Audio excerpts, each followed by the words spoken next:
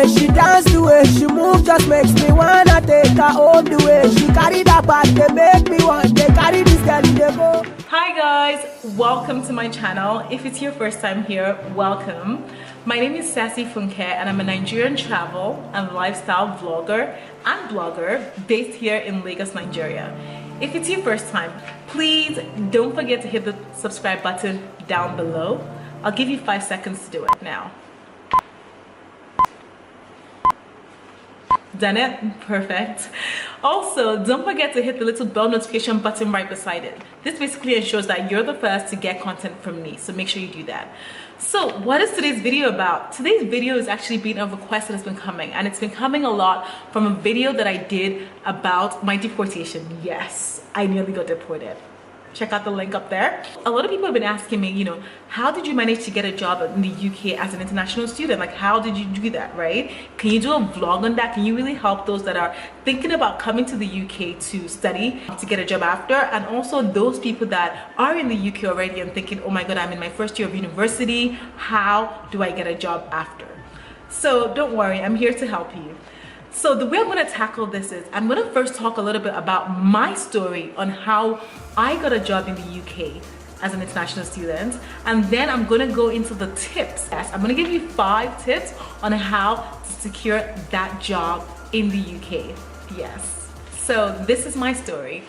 I went to the UK from Nigeria in 2001. I went to study for my GCSEs and my A-levels, got my visas and everything sorted in Nigeria, moved to the UK, extended my visa a few times when I was in the UK, so completed GCSEs, A-levels. Then after I got an offer to attend King's College to study business management in London, yes. So I did that. I spent 3 years there. In my first year of uni, I honestly stumbled yes, upon a job fair. So my school is having a job fair whereby all these companies from banks to FMCGs and everybody was coming to sort of recruit students and also to offer internships to students.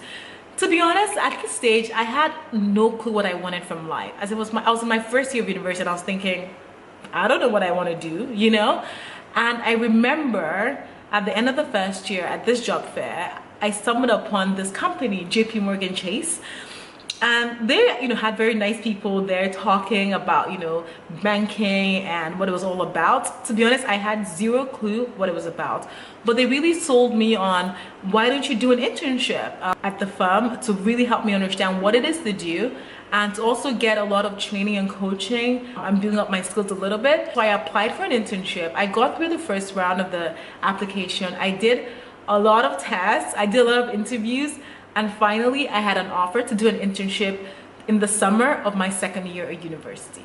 So my summer internship was for 2 months or 2.5 months, approximately 10 weeks.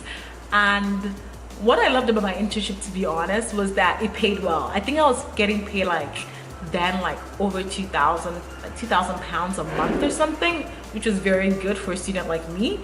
And it was really fun. They really invested in just developing our core skills. They also focused a lot on networking a lot. So I met a lot of bosses, decision makers, and a lot of activities. I remember once they actually booked us a club, like a nightclub in London where we partied all the time. So they really gave us, tried to reel us into this life socially and also educationally, right? So which was really, really good for me. So upon finishing my internship, my summer at JP, they basically offered me a full-time position at the firm on their corporate development program after I finished university. All they wanted from me was that I get a minimum of 2-1 in my degree when I completed university. What did that mean for me? It meant my third year was focused on getting my grade. It wasn't focused on playing, just getting that T1 grade, because 1, I didn't really have a clue what I wanted to do. I already tried these people out and they seemed cool. 2, they were going to offer me a full-time gig and apply for a visa for me, like a work visa for me, a 5-year work visa for me. I didn't even have to pay for that. 3, they're going to invest in me, in building up my skills and developing me. So I thought for me, win-win-win. I didn't need to apply anywhere else. This was the place to go. So upon completing my degree, I joined JP. I worked there for approximately 6 years. After my 5th year, I got the company applied for me, so I got a permanent resident in the UK. It was amazing because when companies apply for permanent residency for you, you actually get it in one day. You apply the same day. You know, you have lawyers and everything at your disposal to get this done for you. So you pretty much do nothing. They pay for it, which was great. And yeah, so I got my permanent residency. A year after that, I applied and I got my citizenship. So I'm now a British citizenship. And I think, honestly, it was because of the decisions I made early on when I was at university that led me to getting so far. So now I'm going to talk about my 5 tips on how to secure that internship and 5 things I really believe that you need to do to get that job that will actually allow you to stay in the UK. Number 1, research. So research what exactly?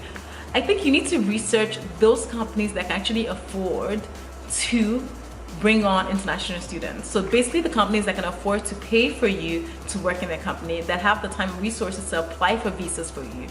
You fundamentally have to go and get a list, as in get a list of these industries that do it, these companies that do it, because that will set direction as to, you know, what it is you want if you want to stay in the UK, like who can give you that. So that, I think it's a great starting point. Get that list together and put it aside. Number 2, join school clubs. A lot of universities in the UK have a lot of school clubs, whether it's the Afro-Caribbean Society or other societies. And the benefits of the school clubs is that you can meet people there, you can network with people. The Afro-Caribbean Society is affiliated with the SEO, who are an organization that actually tries to bring minority into the job market. So I think it's important to actually be part of the school clubs because a lot of things you can leverage from being part of them. Number 3, apply for internships from day 1. Yes, people think it's a bit early when you just start university to apply for internships, but I think it's never too early. You know, you're already in school, you should already have a CV by now, and you know, apply for internships in places that interest you, but more importantly, in places that you know that can afford to apply for that visa to work for you. Those are the, you know, that list I said before? Yes, apply for internships in those companies. And don't worry if an internship is not paying you money. This time in your life is not about getting money, it's about getting experience, getting your foot in the door, getting a step ahead of other people, right? And leaving a good impression. So make sure you apply for internships from day 1. And where can you apply for those internships? Go online, go to your careers fairs, use LinkedIn, as in everyone loves being approached on LinkedIn to, if you're trying to sort of seek advice or something. So make sure you go on there. Don't be afraid to aim at a CEO of a company and just ask questions or ask to, you know, have a conversation. Or this is a great way for you to build relationships with people you don't know, but people that can potentially grow you. Don't be shy to leverage your own personal networks. You know, if you feel like your father's father knows somebody here, or your classmate's father knows someone here, get to know people, get to, you know, build relationships. Ask people, ask and you shall be given. If you don't ask, no one can help you. So I think it's really important to leverage those networks. Number 4, this is just a bit of advice. Do not play around as if you are a British citizen. I feel like a lot of people go to university and they're like, you know, they go there chilling, you know, whatever nights, whatever. There's always a party every day, Monday, Tuesday, Wednesday, free drinks, free shots. I think you need to remember who you are. Remember that you didn't come here to play. Remember that you can be chucked out of this country whenever, right? So you need to be thinking like that. I'm thinking, you know what am I doing to secure that? To secure maybe my want to stay in the country and work and invest and be a part and contribute to this country. What are you doing, right? Number 5, and I think this is actually the biggest point once you've got that internship, is that you impress them. Impress them at the internship. What do I mean by impressing? If they give you a job to do it and do more. That's it.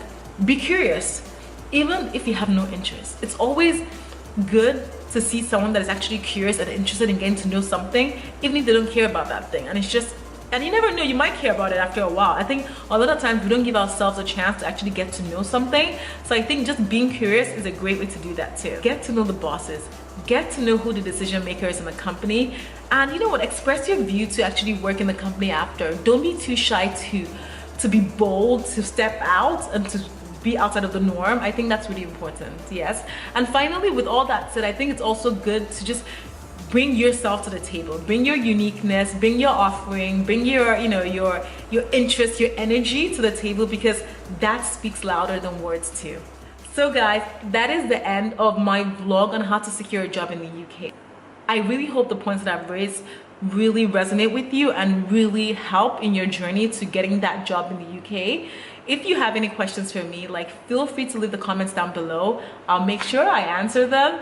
And don't forget to give this a big thumbs up. And don't forget to subscribe to my channel. And I look forward to seeing you back again.